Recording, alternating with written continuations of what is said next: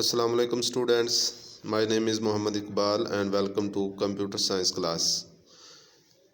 हम लोग chapter number 2 discuss कर रहे हैं, जिसमें हम लोग देख रहे हैं कुछ बेसिक टर्मिनोलॉजीज़ जो डेटाबेस में इस्तेमाल होती हैं। अभी तक हमने देखा फाइल मैनेजमेंट की कुछ टर्म्स को, जिसमें फ़ील्ड को हमने देखा कि फ़ील्ड क्या चीज़ है, that is combination of characteristics.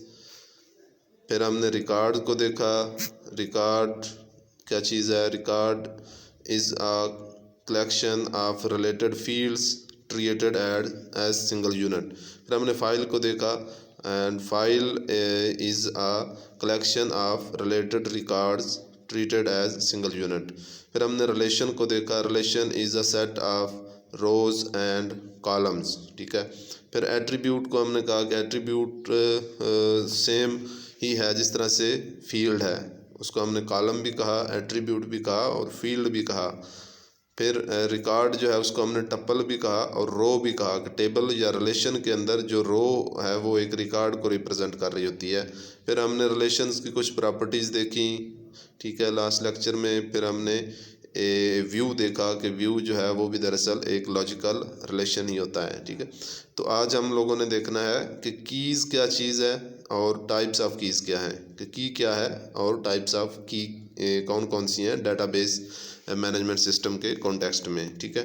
तो लेट्स स्टार्ट के व्हाट इज़ की। की is an attribute or set of attributes of relation.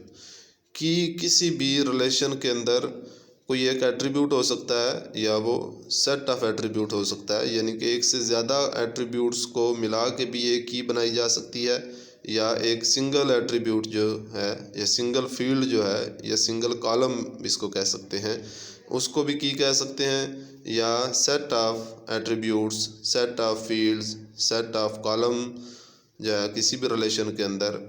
Set of column या सेट ऑफ एट्रीब्यूट्स की जब बात होगी तो उससे मुराद होगा एक से ज़्यादा एट्रीब्यूट्स, एक से ज़्यादा कॉलम, उनको कंबाइन करके भी एक की बनाई जा सकती है। तो की का पर्पस क्या है, की क्यों हम बनाते हैं, या की किस लिए यूज़फुल है इन databases.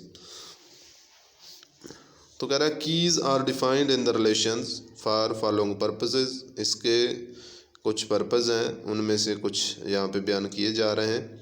First of all, for uniquely identifying the records of a relation. किसी भी रिलेशन के अंदर, टेबल के अंदर हम लोगों को ये पता है कि उसमें रोज़ जो हैं या टप्पल जो हैं वो रिकॉर्ड को रिप्रेजेंट कर रहे होते हैं।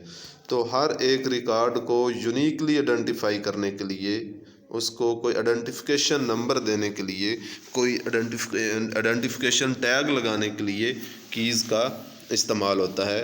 एक इसका मकसद ये भी है कि हम कीज़ को इस्तेमाल करते हुए हर रिकॉर्ड को यूनिकली आइडेंटिफाई कर सकते हैं रिलेशन के अंदर।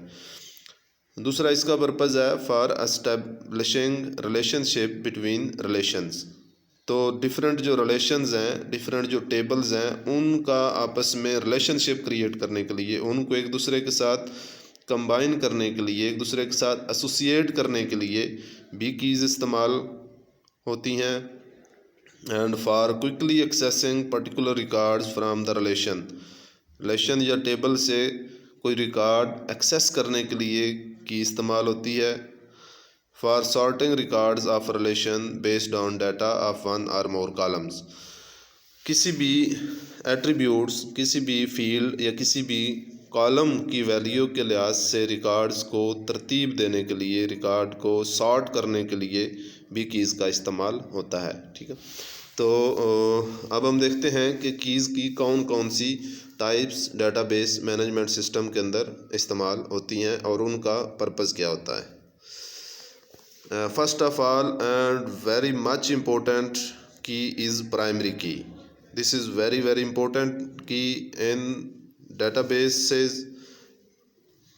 Primary key क्या है? An attribute or set of attributes. ये हम पहले की डेफिनेशन में देख चुके हैं, उसकी डेफिनेशन में भी कि की दरअसल एक एट्रीब्यूट हो सकता है या एक से ज़्यादा एट्रीब्यूट्स को कंबाइन करके भी एक की बन सकती है। तो ये तो वही बात सेम हो गई। आगे प्राइमरी की के बारे में जब बात करेंगे तो ये प्राइमरी की फिर कौन सी की होगी? That uniquely identifies each record या row in a relation is known as primary key.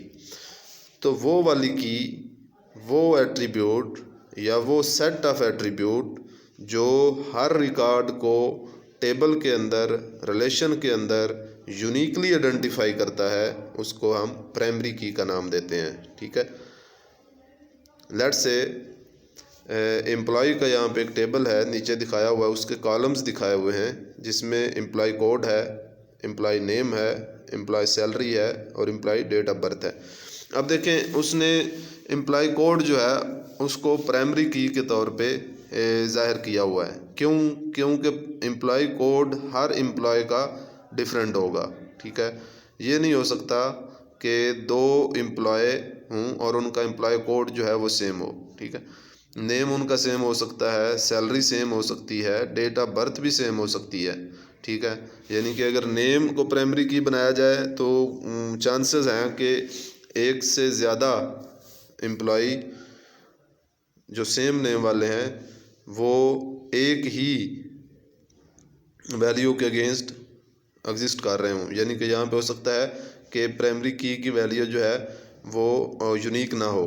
ठीक है, तो प्राइमरी की वो वाला एट्रीब्यूट होगा जो यूनिक होगा, जो हर रिकॉर्ड के लिए यूनिक होगा। इसमें आप अगर सिटीज़न का कोई टेबल बना रहे हैं तो सिटीज़न के टेबल में जो CNSE नंबर है, जो शनाख्ती कार्ड नंबर है, वो हर बंदे का डिफरेंट होता है। तो फिर आप CNSE नंबर जो है उसको प्राइमरी की बना लेंगे। ठीक है, तो इस तरह से हर टेबल के अंदर आप वो वाला एट्रीब्यूट लेते हैं। अगर सिंगल कोई भी ऐसा एट्रीब्यूट ना मिल रहा हो तो फिर हम एक से ज़्यादा एट्रीब्यूट्स जो हैं उनको भी मिला के एक की जो है वो बना सकते हैं प्राइमरी की।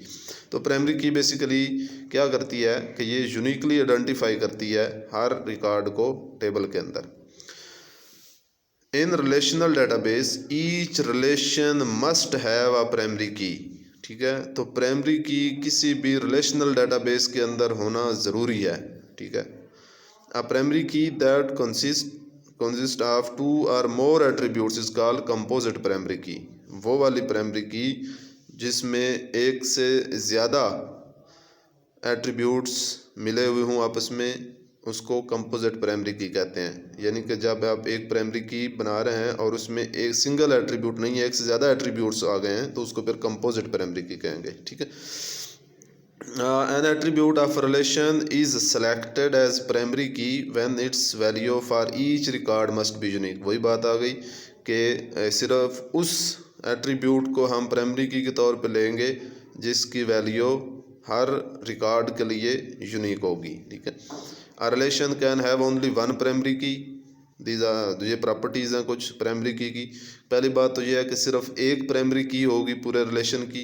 दूसरी, ईच वैल्यू इन प्राइमरी की मस्ट बी यूनिक।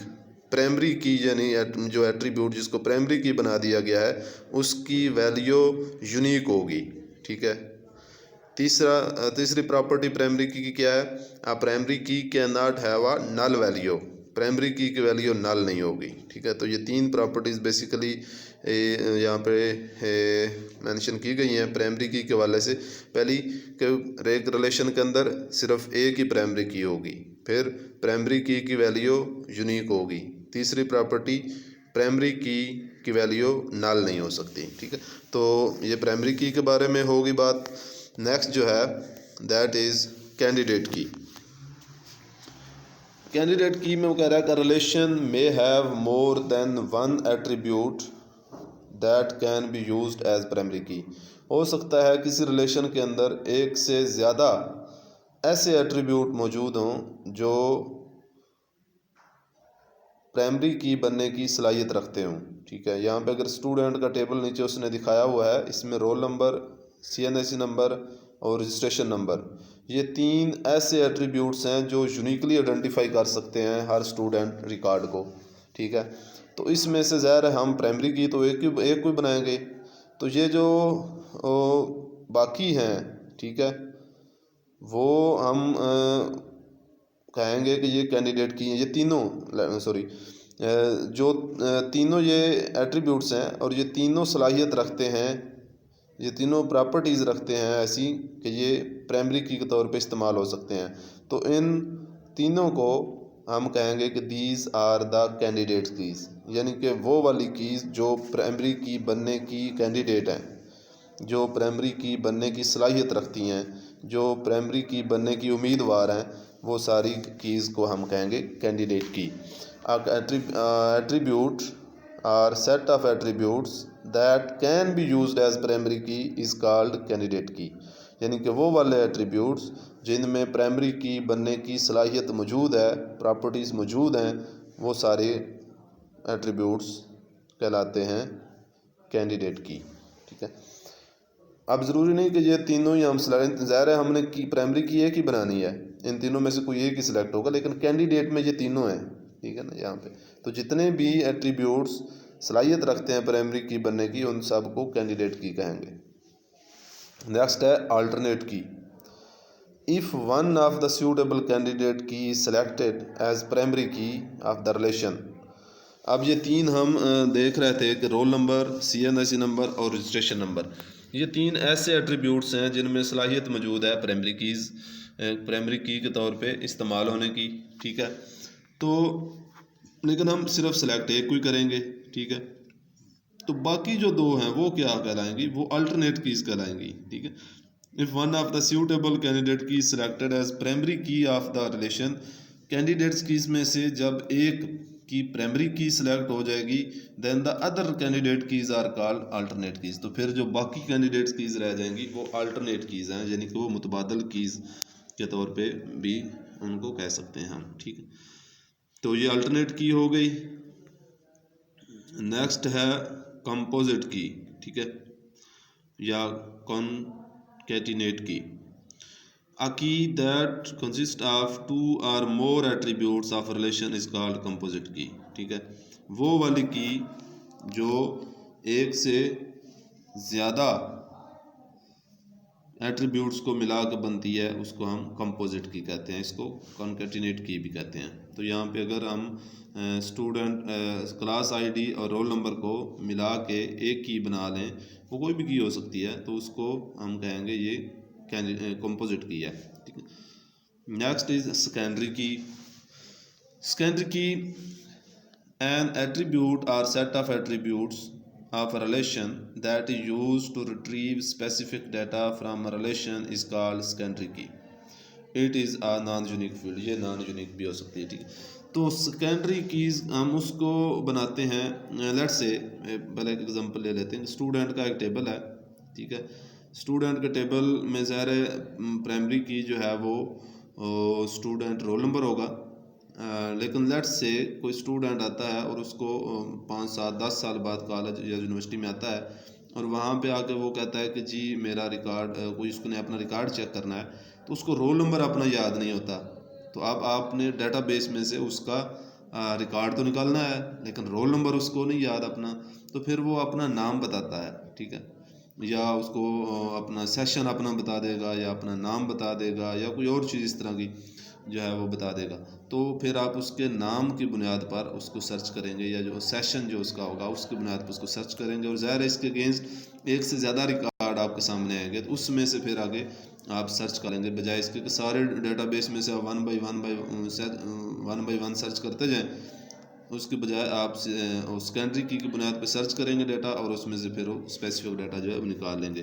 तो इसको उस की को जो इस पर्पज़ के लिए इस्तेमाल हो, फिर उसको सेकेंडरी की कहेंगे, ठीक है। फिर है सॉर्ट की या कंट्रोल की।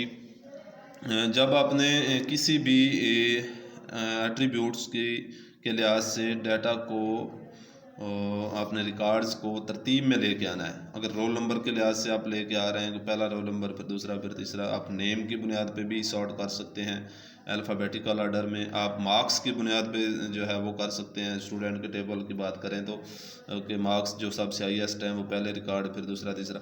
तो जो भी की आप डाटा को तरतीब देने के लिए, डाटा को सॉर्ट करने के लिए इस्तेमाल करेंगे, जो भी फील्ड या जो भी एट्रीब्यूट या सेट ऑफ एट्रीब्यूट्स आप यूज़ कर रहे हैं डाटा की सॉर्टिंग के लिए, डाटा की तरतीब लगाने के लिए, उस एट्रीब्यूट या सेट ऑफ एट्रीब्यूट को कहेंगे कि दैट इज़ सॉर्ट की और कंट्रोल की। ठीक है, an attribute or set of attributes that is used to sort the records of a table is in a specific order is called sort key. It is also called control key. ठीक है, तो student table की बात करेंगे, student name के लिहाज से आप रिकॉर्ड जो है वो सॉर्ट कर सकते हैं, या मार्क्स के लिहाज से, या दोनों के, इवन के दोनों के लिहाज से भी आप रिकॉर्ड जो है उनको सॉर्ट कर सकते हैं, तरतीब दे सकते हैं। तो ये की सॉर्ट की कहलाती है।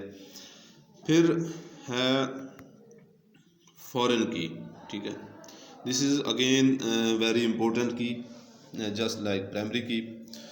तो फॉरेन की ये यूज़ होती है दो रिलेशंस के दरमियान एसोसिएशन क्रिएट करने के लिए, दो टेबल्स के दरमियान रिलेशनशिप जो है उसको मेंटेन करने के लिए, उसको क्रिएट करने के लिए जो कि इस्तेमाल करते हैं हम, उसको फॉरेन की कहते हैं। ठीक है, तो फॉरेन की डेफिनेशन कर रहा है वो, आ foreign key is an attribute और अ सेट ऑफ एट्रीब्यूट। ये एट्रीब्यूट या सेट ऑफ एट्रीब्यूट है, ये आपको पता चल गया होगा कि ये की दरअसल डेफिनेशन है।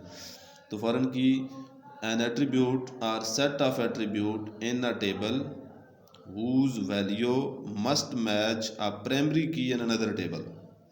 एक टेबल के अंदर वो एट्रीब्यूट या सेट ऑफ एट्रीब्यूट जिसकी वैल्यू किसी दूसरे टेबल की प्राइमरी की से मैच कर रही हो, तो उसको उस एट्रीब्यूट या सेट ऑफ एट्रीब्यूट को दूसरे टेबल के अंदर, यार जिस एक में तो वो प्राइमरी की होगी ना, तो एक दूसरे टेबल में भी वही एट्रीब्यूट या सेट ऑफ एट्रीब्यूट मौजूद है, तो दूसरे टेबल में जहाँ पे वो मौजूद है, जहाँ पे वो प्राइमरी की नहीं है, वहाँ पे उसको फिर कहेंगे दैट इज़ फॉरेन की। ठीक है, the table that contains the foreign key is called dependent table और चाइल्ड टेबल। वो टेबल जिसके अंदर फॉरेन की मौजूद होगी वो कहलाएगा डिपेंडेंट या चाइल्ड टेबल, जबकि the table to which the foreign key refer is called parent table. और वो टेबल जिसको वो फॉरेन की रेफ़र कर रही है, यानी कि वो वाला एट्रीब्यूट किसी दूसरे टेबल जिसके अंदर वो प्राइमरी की के तौर पे इस्तेमाल हो रहा है, उसको हम कहेंगे कि वो पेरेंट टेबल है। ठीक है, रिलेशन में कंटेन मैनी फॉरेन कीज, एक रिलेशन के अंदर काफ़ी सारी फॉरेन कीज भी हो सकती हैं। Foreign key is use to establish relationship between two tables. The table relationship may be 1 to 1 और 1 to many। 1 to many भी हो सकता है रिलेशन, 1 to 1 भी हो सकता है, मैनी टू मैनी भी। वो हम आगे नेक्स्ट जो है वो इंशाल्लाह चैप्टर नंबर 3 में रिलेशनशिप्स हमने पढ़ने हैं, तो वहाँ पे फिर हम इसको डिस्कस कर लेंगे डिटेल के साथ। ठीक है, तो यहाँ तक कीज़ की जो है वो बात है। तो